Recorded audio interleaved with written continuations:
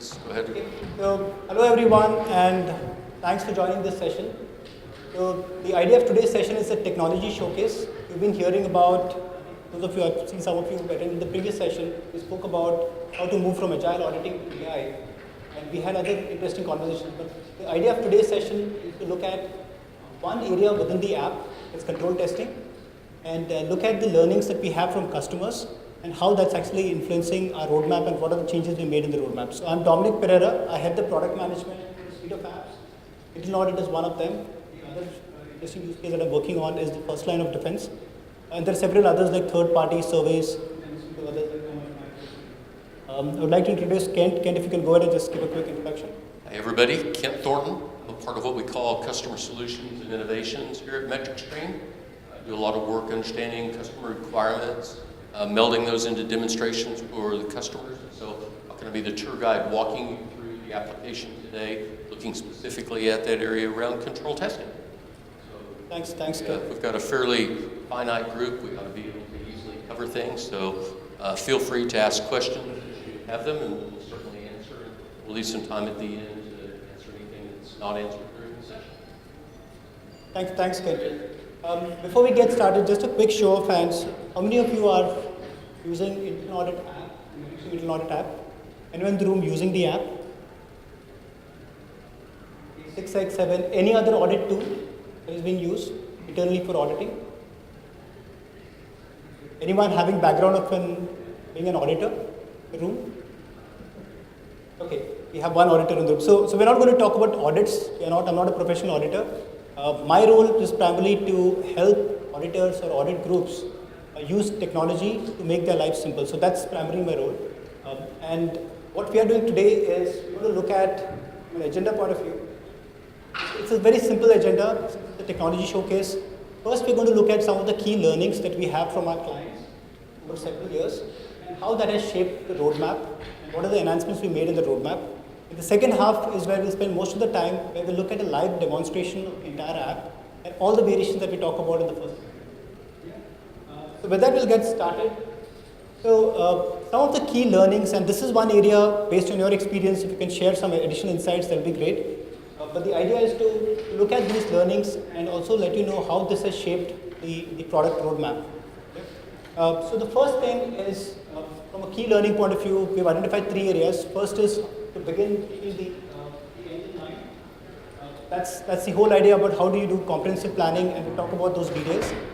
The second is that when it comes to control testing, there's no one size that fits everyone. Everyone does it a little differently. Depending on the size of your team, depending on skill sets, depending on the stage or in the overall cycle, people do it differently, and we'll talk about some of the variations. And third is this whole world of being agile and collaborative. We covered some of the aspects of agile auditing in my previous session, but we'll also look at why you need to be agile and what you can do with that. With that, we'll get started. The first one is to begin with the end in mind. So the idea here is, before you start defining your control test or defining your entity, the whole idea is how do you get to know your entity in detail.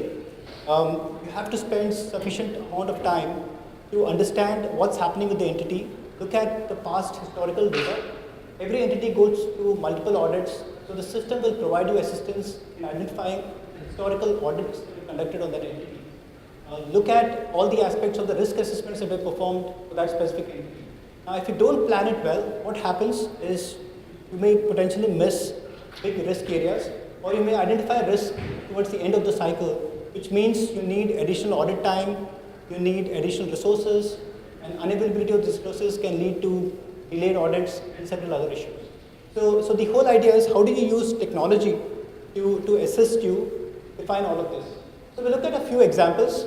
This is an example of an auditable entity form.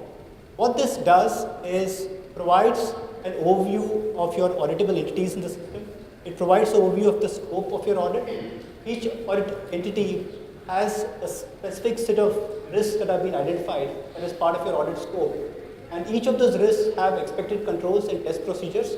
So what you see on the left is a view of a data browser, which actually gives you an overview of all the entities and the relationships in the system. What you see on the right are two specific segments. The first one is your audits, historical audits.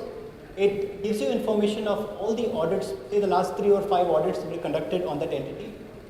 You can actually gather additional information about the open issues of the audit, the overall rating of the audit, who conducted it, when was it last conducted. Yeah? So that's the first let's say, set of information that's useful. The second one you see is your risk assessments. You can look at the last 5 or X number of risk assessments that were conducted on the entity, and based on the score, that can guide you to what is the additional prep that's required before you start auditing a specific entity. That's one aspect I wanted to leave you with. The second, if you get into a detailed audit project, audit planning and scoping, we define what we call the detailed, it's called the APS form, the audit planning and scoping form. This lets you be a little more agile in the sense that you can look at the scope that has been defined as part of your audit plan, and you can scope out certain things which are not relevant anymore. And if you have new emerging areas, say emerging risks and additional controls that have come into play, you can use this form to identify and define those controls in the system. That's one area I want to talk about. The second one is interesting. This is about control testing of one size does not fit every audit shop or every audit project that you conduct. The idea here is traditionally in the MetricStream system, the control testing is one big form where you go look at your design effectiveness and you do your operating effectiveness in the same form. Right? Now what we've done is we've split that based on your need, based on feedback from our customers. Now you can actually have your design testing done separately, and based on your design testing, you can identify a set of operating tests or procedures that need to be conducted and have a separate team actually go ahead and do that.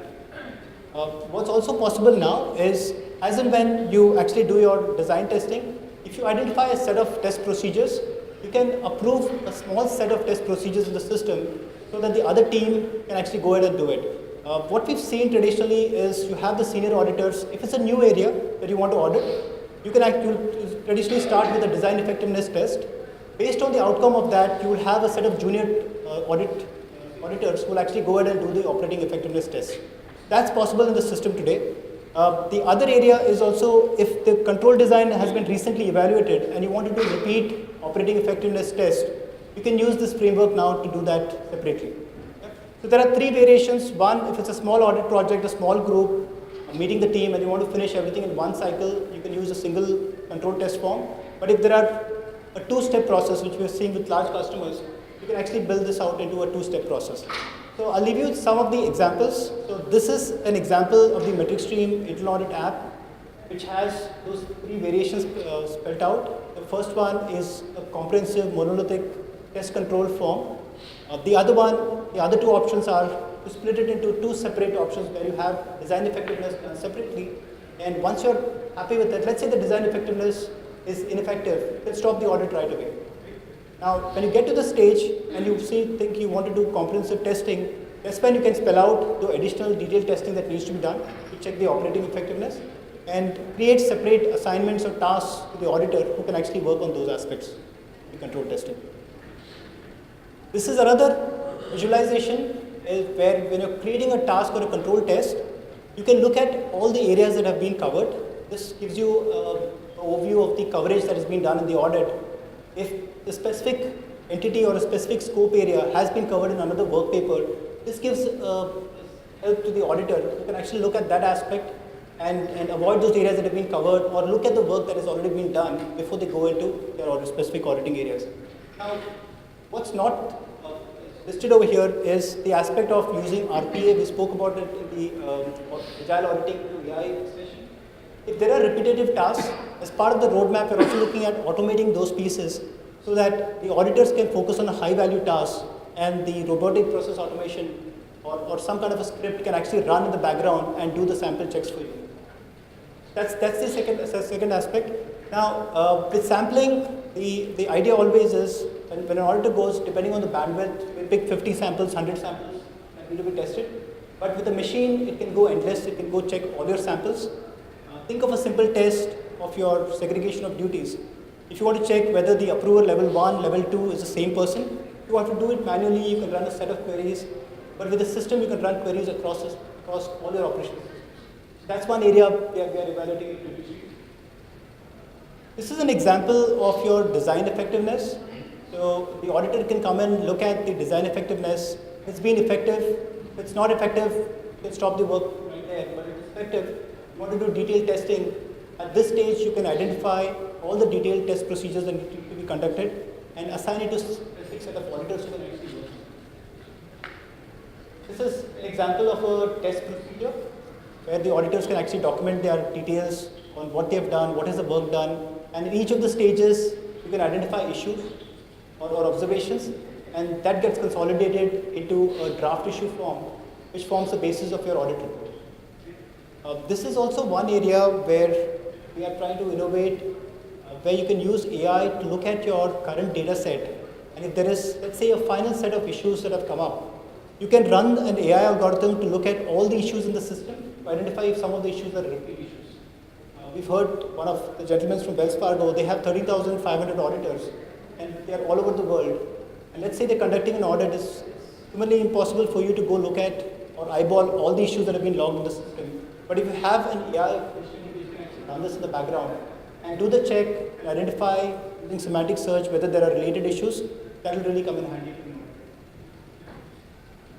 Before I move to the next question, next point, so any questions, thoughts on the importance of this, and then any one of you who are actually doing control testing or being part of the process in your own organization?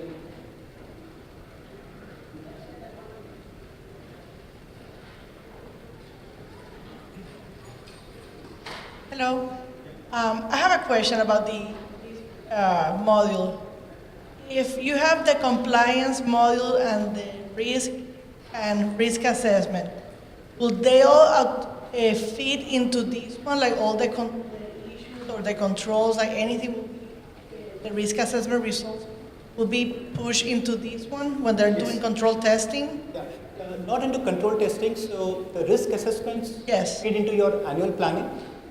So based on your risk assessments, you would identify a set of areas or entities you want to audit for that year, right? Now, that score is available throughout the audit life cycle. You can pull it up in the report over here. You can pull it up. What you can also do is, for that specific controls, if you want to see what the controls compliance group has done, you can also run a report and look at what is their work being done. Okay. If you really look at the 3 lines of defense, we're now talking about the first line, empowering the first line. Let's say a first line for a specific risk and a control has identified a set of self-identified or management self-identified issues. Now an auditor can have a view of the issues identified by the first line, the work done by, say, the second line, and then they can provide their independent assurance based on the work that they've done in the field. And then when audit completes their review, will that information fit into the risk assessment module in terms of like how, from the enterprise perspective, how that risk is right now, based on the different risk assessments and the audit results? That can be done. So the way it works today is at the end of the audit project, when you're closing the audit, the audit manager can actually provide their assessment on each of the risk controls that have been part of the audit. That information is available to the risk. It does not automatically go change the assessment, but this information can go as an email. The owner of that particular risk can look at it, and based on the input from audit, they can either change it or they can still maintain their independent. But it will not update the heat maps and the ratings that we have in the audit. It would not do it automatically. Okay. The information is provided to the risk assessor, but it's So we know to update it. Okay. Thank you. Any other questions, thoughts on the first 2 areas from a key learning point of view? So I'll move to the last point. Then after this, we'll look at a live demonstration. So I don't want to steal Ken's thunder by looking at all the aspects, but I just want to cover a few aspects. So being agile or collaborate, here the idea really is, when you look at an annual plan, traditionally they were done once a year, and you identify a certain set of entities that need to be audited as risks that are identified, expected controls. But when you get to the start of an audit, at that point there could be new areas, new emerging risks. So how do you keep that whole process agile, where the audit planner, the audit manager can actually go change the scope of the audit before he or she kickstarts the audit, right? Now, the second aspect is when they are performing a control test. Now, during the control testing, there could be missing controls. There could be controls that are maintained by the business, but they were not informed about it. They want to add these additional controls as part of your audit scope. Now, the system provides a mechanism where the auditor, during the field work, can go and add additional controls and identify missing controls as part of the process. What they can also do is add additional test procedures, because sitting in their office, they may identify the 5 tests that worked last year and give them some level of efficiency as part of the process. But if they have additional test procedures they identify as part of the audit, they need a flexibility to go add it and keep it agile. So that's the whole idea of making it more agile. Collaboration, the example is primarily around, let's say you need a specific expertise to say somebody who has expertise in financial controls to have a look at the audit. Now, traditionally that's done as an offline email. An email is sent out, you get their feedback, their views, and that's incorporated. But what we've enabled in the application is a mechanism to collaborate and open up this control test work paper to other members of your audit team. They can come in, they can provide a commentary directly in the system. The second aspect that we've opened up is the aspect of providing coaching notes. Someone like an audit manager, lead auditor, does not have to wait for the assignment to be completed before they provide the commentary on the ongoing work. So what that means is, let's say someone is sitting somewhere in Spain working on an audit. The audit manager can see the progress on a day-to-day basis, and they feel they're not on track and have to provide additional guidance. They can open up the task which has not been assigned to them and provide additional commentary to the auditor saying that I think you need to cover 3 more areas. Because someone like an audit manager has oversight into multiple areas. Based on what's happening in one area, you can provide that guidance to the other auditor. So that's the whole aspect of being agile and collaborative. These are examples of how, as part of your audit execution or control work paper, you can add additional controls. And these additional controls can come from 2 sources. The first one could be your library. As part of a library, there were additional controls as part of risk, expected controls, you can actually add them. There could be missing controls or new controls you want to add as part of your scopes. You can also do that.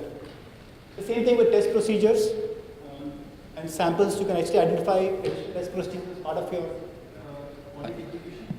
Hi, can we go back to your slide? Can we go back a slide? Yeah, perfect. We have a question for you. So you were saying you can add control. So I just want to go back so that we can understand the question. So you're building your audit plan, you're scoping around your risk and your controls, and then suddenly like you have defined your audits, and then the audits, the work paper are being worked on, the test controls are there. That's the only area where you can actually add new controls that were either identified after the audit was actually defined as the audit plan. Is there another area other than going back in the library to create them? Let's say. So there are 3 typical steps. The first one is your library. Yeah, of course.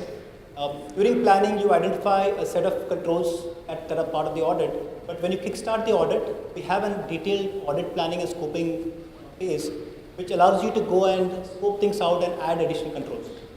Before even you assign a work paper to an auditor, you can actually go ahead and add additional controls. Once the audit plan has been created. Yeah, once the audit plan has been approved, the audit kickstarts, at that stage you can go and add additional controls. And then, let's say there is a scope which has 5 risk areas to be covered, you assign it to 5 auditors. When the auditor is in the field and they find missing controls, they can also go ahead and add those controls.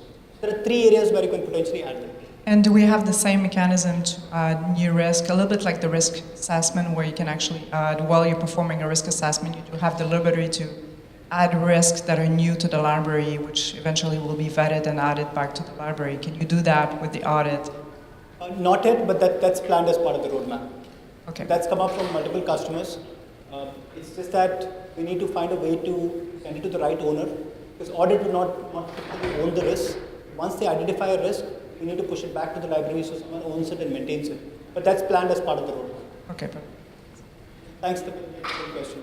Any other questions? Yeah.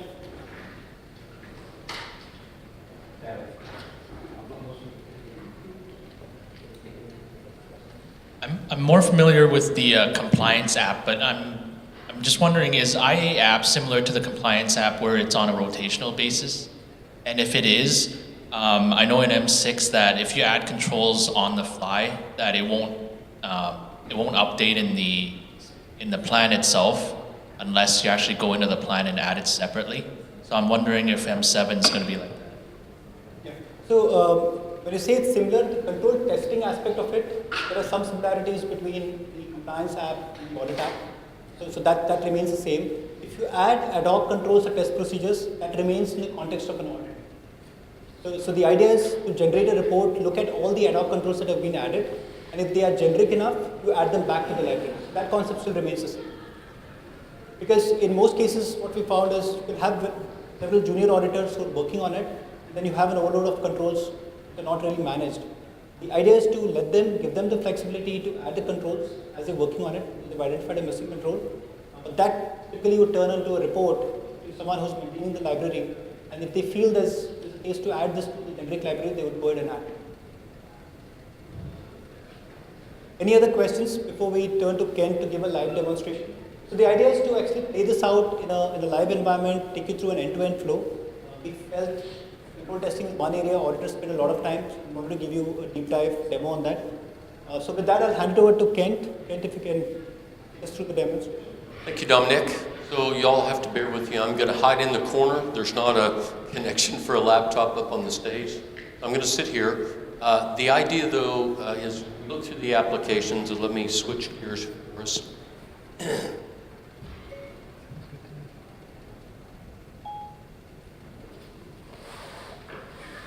So as Dominic has been talking, we're looking at this today in the context of an audit.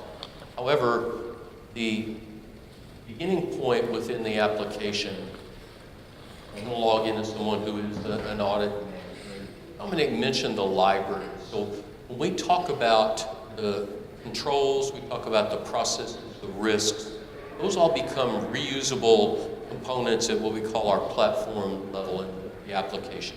So I've got a number of controls, processes, potentially assets, things that I'm going to bring into what we call the auditable entity. So you could test these controls independently from the compliance module.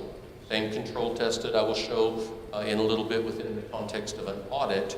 But we've also expanded it when we look at it within the context of an audit. We bundle all of these pieces together. So I could look at the test of a control just against a risk or a process, that type of thing from a compliance perspective. But if I want to look at it more holistically, I can look at it in the context of what we call an auditable entity. So it's pulling multiple components together and building up this container that becomes an auditable area. And then I can look and say, what are the impact areas that this audit area has on the organization? I'm showing this in the context of the newest version, which brings in our multiple dimension organization structure. So allows us to look at the ownership based on specific granular levels within the organization. And then it allows us to pull the information from the work that's being done, in this instance with the audit group. So how many times has this area been audited? Where is it? So that gives us the audit coverage. Line after line each time that it's evaluated, so you get a running tally of it. And then the assessments that are performed against this area get pulled into it. So whether it's done by the risk group or the audit group, you're assessing against this risk. So you can look at the performance of the risks that are related to this auditable area. And then as we talk about audit planning, there's the ability to override assessments that are done at the line of business, whether it's the risk manager or the audit manager or the auditors that are doing the risk assessments. So all of this gets bundled. Gets bundled together into this auditable area. And so we get a visualization of everything that impacts it. So this idea is to take the library data and be able to pull in what we call relationships. It says, in this auditable area, we're going to look at this part of our organizational structure. We're going to evaluate these risks. And if you hover over the risk, it brings up what we call a hover card, which will tell us what are the components that are related to it. So this risk may have multiple controls linked to it. You can look at the controls that have been linked to it. From here, you could go in and add new controls to the audit area at this point in the structure as well. and be able to relate those in and create new controls and add them in. So you can actually go into this auditable entity and modify the scope at this point in time. So this would allow you to be your first entry point, besides just in the library creating that. So you can actually add to your control list from your auditable area. Okay? So this gives us that shell that brings everything together to evaluate. And then we would leverage this information into our ability to do planning. So if we go in and look at audit plans that we create within the application, that would allow us to take each of those audit areas, bring the results of those assessments, the audit work that's being done, that kind of information into a rolling audit plan. Get this full screen so it's easier to view. When we take this into an audit view, we can pull each of these audit areas into a plan, and this can be a multi-year up to a 4-year rolling plan that will look at the risk of each of these areas and then allow you to determine, based on your risk profile, how frequently we should perform audits in these particular areas.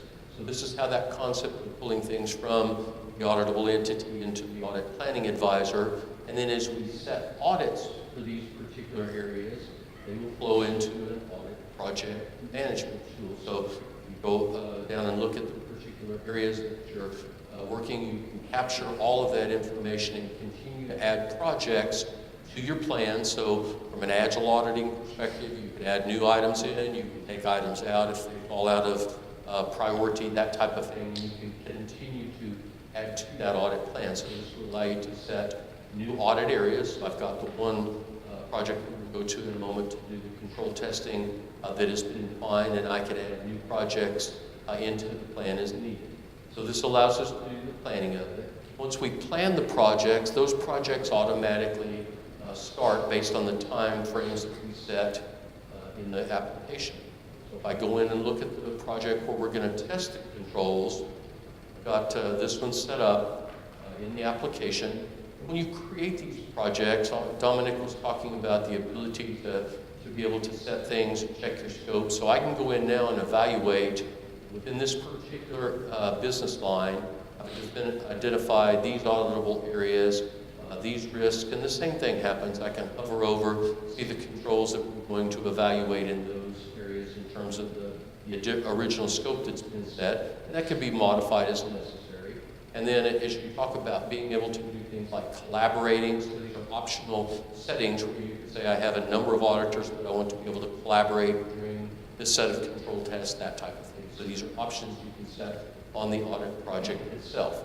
And if you go in and look at, in the interest of time here, I have triggered several evaluations. So if I go look at the tasks that have been created thus far, I have 2 ways that I can evaluate controls.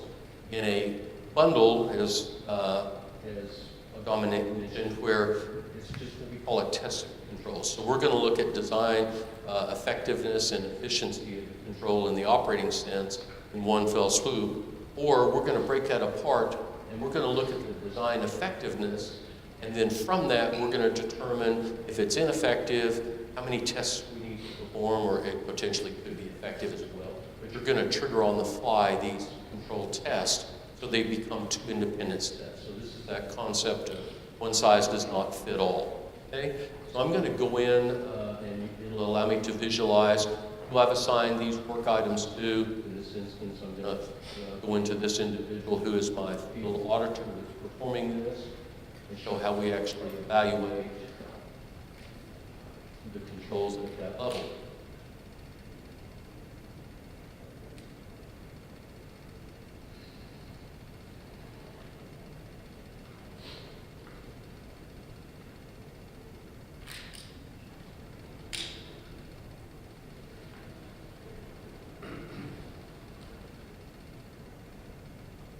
Sorry, I've just gotten a new laptop and it's not saving the passwords.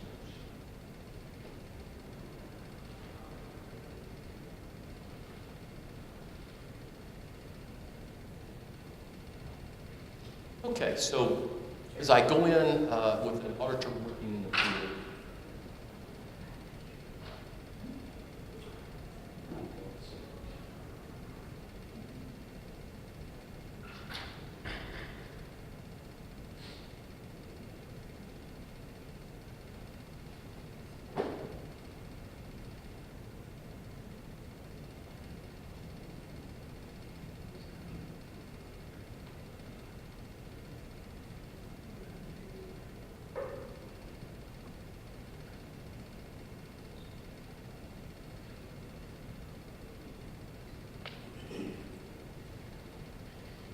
I will have had a number of work papers that will have been sent to me. So this concept we have is called a home page. So I can put the things that are key to my work stream directly on my desktop. So I'm logging in and I can see all of the items that I need to be performing work against. So if I go down and look at this insurance process audit that we have, you'll see I have a concept of evaluating the DEA work paper, and then I've got one that is a bundled test of control. So I'm going to start with that one first.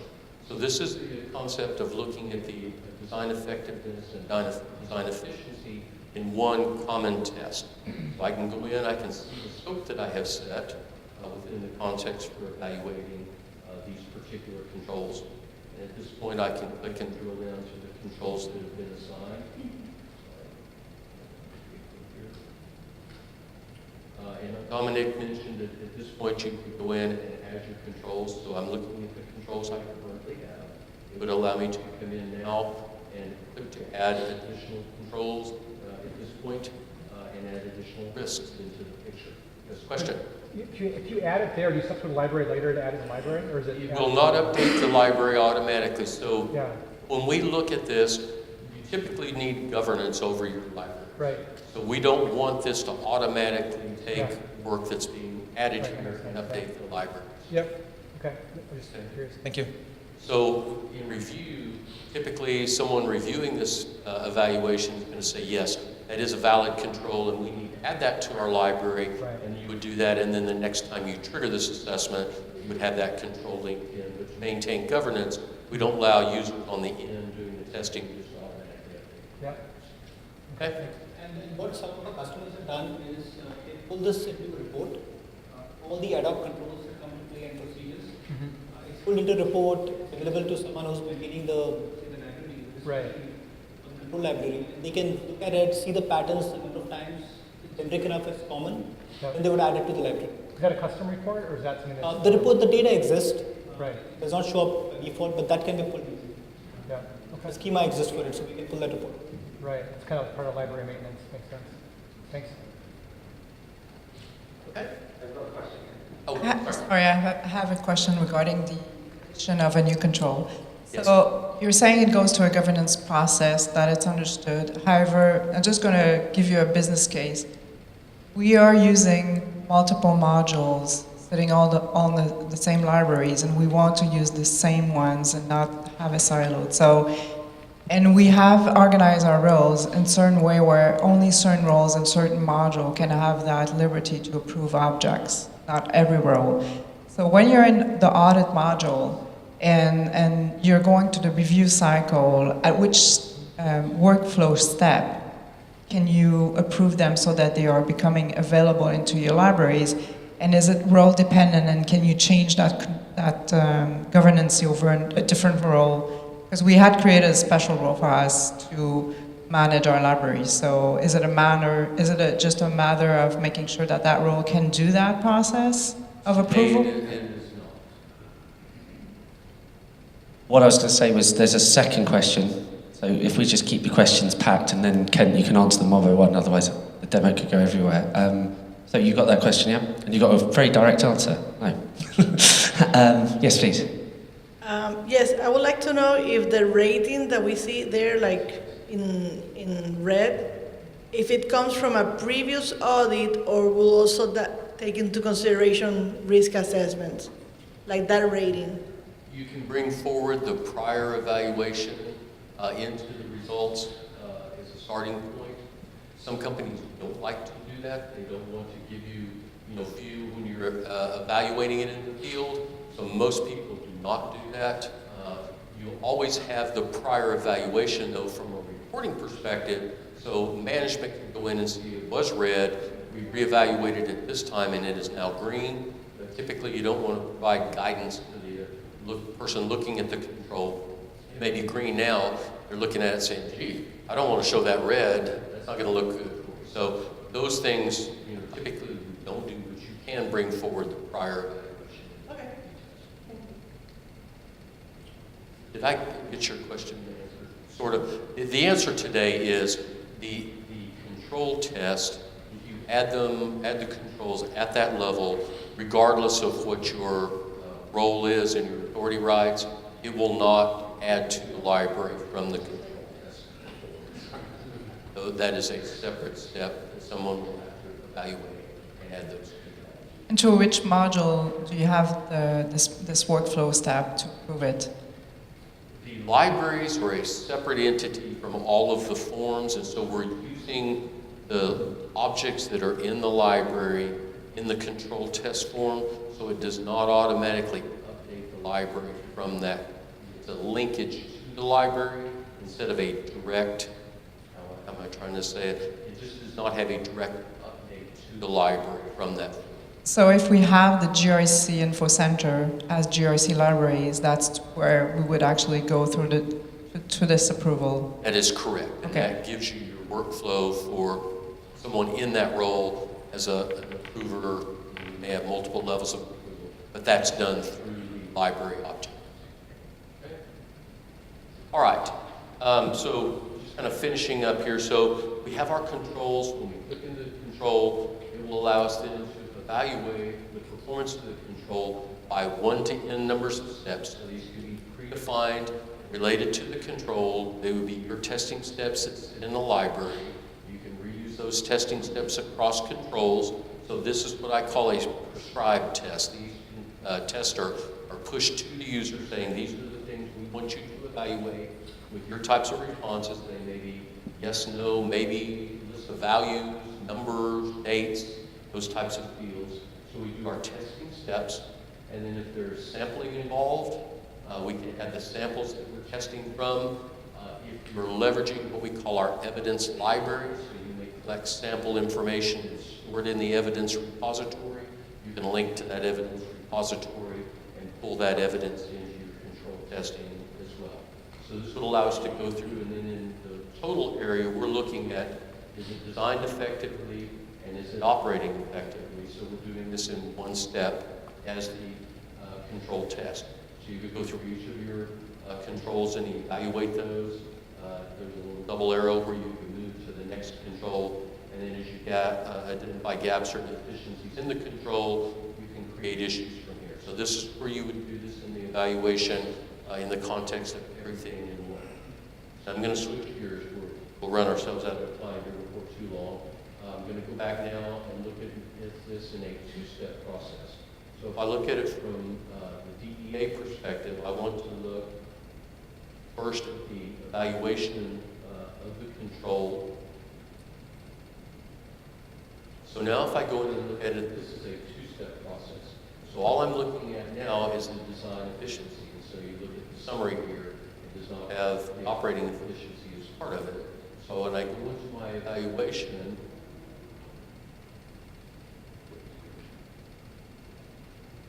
I'm looking at each of the controls, and then I'm determining only the design effectiveness, and then detail around the work that's being done. And then from here, I've already done one, so I could do conditional or partial approval. So let's say I've got 20 controls that I'm evaluating the efficiency of design for, and I want to automatically send testing for some of those controls on the fly, but I'm not going to finish all of my evaluations today.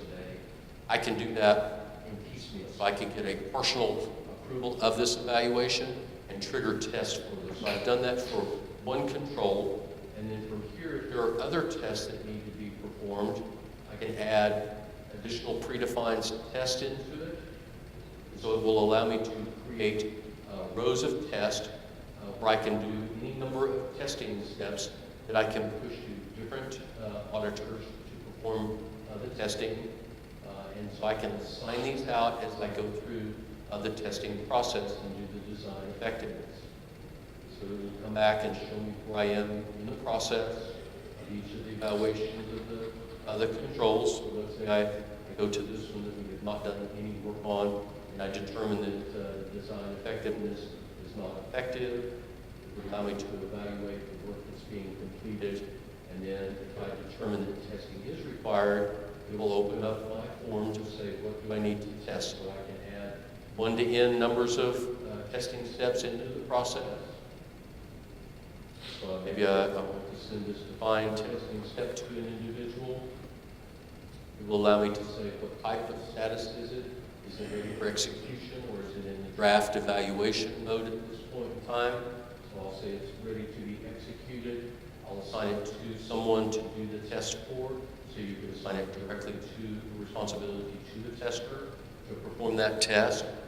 And then if approval is necessary, who is going to provide the approval for this particular test that's being done? As you scroll on across, here's this concept of having multiple individuals involved in it. So maybe I have partial knowledge for some of the testing that's going to be performed, but there are others that need to participate in this. I can assign co-auditors or contributors to the project, and then multiple individuals can work on this evaluation at the same time.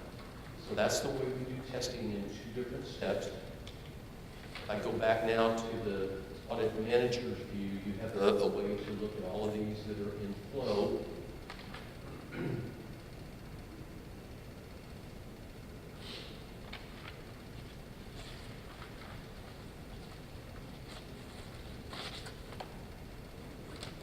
So when I look at my project at the bottom here, you will see an ability to say, show me my control testing status report. So now I can see everything that's being done in the context of this test. So each of the tests, the risk that it's associated with, the control that's evaluated, the results of the evaluation, and it lets me drill down and see the detail of the DEA and the control test that has been performed in all of the details. So it brings the entire testing form for you to be able to review. So that's the way we do testing that gets put into the application and would be cyclical in nature in that type of view. So we've got about 5 minutes left. I'm going to stop at this point. Are there other questions? Yes. What size of audit shop would you say would benefit the most from implementing such a tool? I'm sorry, say that one more time. What size of audit shop would you think would it benefit the most from implementing? Is there any shop that's too small to really benefit from so detailed of a tool? There's really not. Now, some of the planning pieces that I was talking about in the beginning, if you have an audit shop that's just a few auditors, you may not do, where you're doing resource allocation into the projects, that type of thing, which the system will support. You may not leverage some of those functions, but I think from setting up your evaluations and managing the audit and doing your testing, it fits. We have very small shops to global organizations using the audit application. Yes. How does this? I'm going to bring you a mic, so okay. you need to be recorded. They've decided. Okay. So, one of the benefits of GRC is the fact that you can leverage what other groups do. So how, like for example, if there's an audit on a given control, or say a control is tested, say, and then you're doing your RCSA, does that work show up in the RCSA automatically? It does. So I'll switch gears on you. So we had done this specific focus to just the control testing, but to give you a view into that.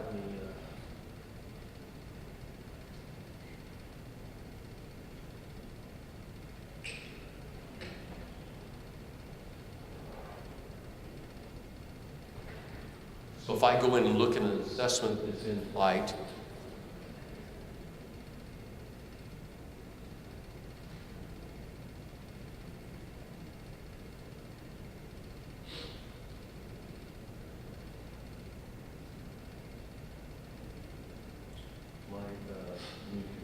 Poor Kent has to remember every role, username and password for an entire GRC program, so just bear with him.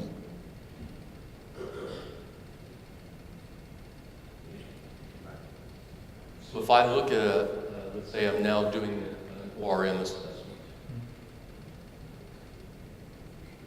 Those control tests that are performed against the risks in the assessment, as well as metrics and losses, all of those can be visualized during the assessment. So when I come in and look at the detail of the assessment form, if I go to the controls that are, and I'm going to do a control evaluation of this area, so let's say for this risk of processing area, I want to see the control testing that's been performed against it. I want to see metrics that are related to it, so I can look at the related losses, issues, and metrics that are tied to this risk.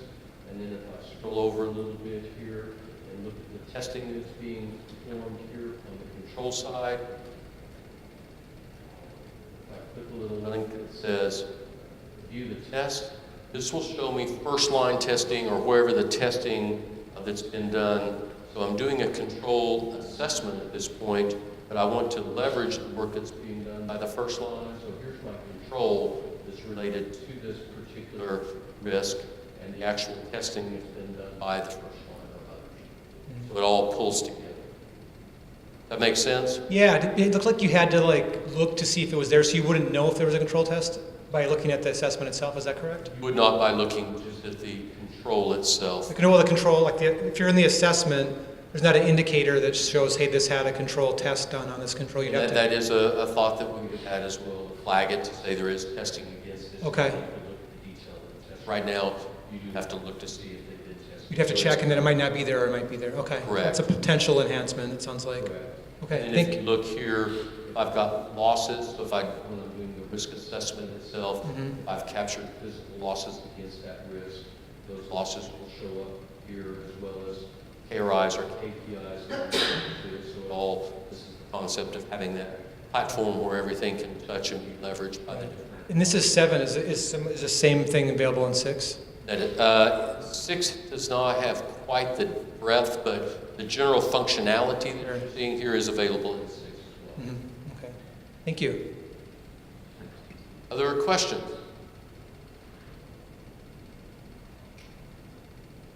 You're into your last 3 minutes, Ken. Go ahead.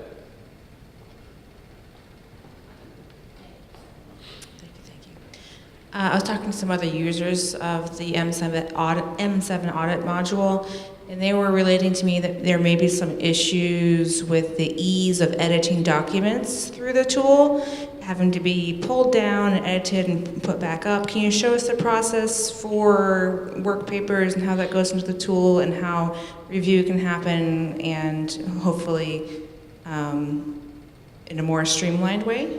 So I think they were using 6, so I know this is 7, so I'm interested in seeing how this particular version works. So in the latest version, this has just been released. There is a concept. One moment. I'm going to do this in the context of a policy or document because I have one that's readily available to me that I know I can leverage to do this. We have now what is called server-side editing. So in version 6 and the very first versions of 7, there was not a concept of editing the document live in Word. You had to download it, you had to make your edits to it, save it, and then reattach it to do that. So in the new version, I'm going to go into this attachment document that I have and a version of the document and show you how that works.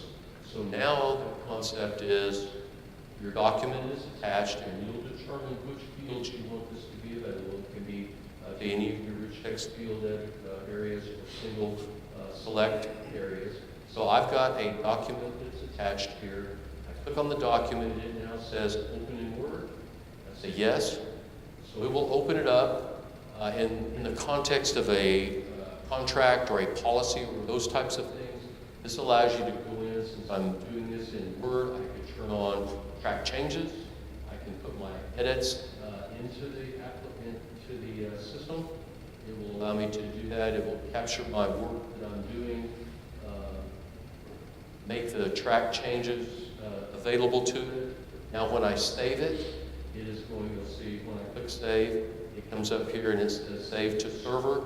So it has saved it directly back to the server, so you no longer have to download the document, save it, and then save it back. Awesome, that's fantastic. And can you also open a brand new Word document from the system as well? You can. So if you were doing, let's say we're going to add an attachment in, you could take and open from here, create a form for it, and add a brand new document in it in Word. And then the next person touching it would open it back in Word and edit it. You do have to add an attachment first, and then you can edit, and that saves to the server. That is correct. So you can't just be working within the tool and then say, oh, I need to start a new document, click a button, a Word document opens from the tool itself. Well, the system would not know where that document. Right, okay, I understand. Yeah. Yeah, okay. One area where we're exploring this, we're trying to innovate, is the audit report. The way you generate the audit report is the tool. Have a button, click on it, takes the data from all over the system, creates a Word document for you. That's possible today. Now, the process is, once you upload the document and go through the review, then the server-side edit comes. What we're trying to automate is, you click that button, generate audit report. We want that to be directly sent to the server. Editing happens. That's something we're doing. Okay. Thank you, Dominic, and thank you very much, Ken. Clearly, Gestapo is telling us we have to quit. yeah, I get judged on how many people get round and on time, so can you please now run through this door to the keynote plenary sessions? Clearly, one of the benefits of a conference is the ability to use the resources that we're here. So Ken, of course, is more than happy to sit into the small hours of the morning and go through any product that you may need. You may have to pay him in beer, but that's fine. Thank you very much for your attention. Dominic, thank you very much. And Ken, a round of applause. Thank you, everybody. Thank you very much.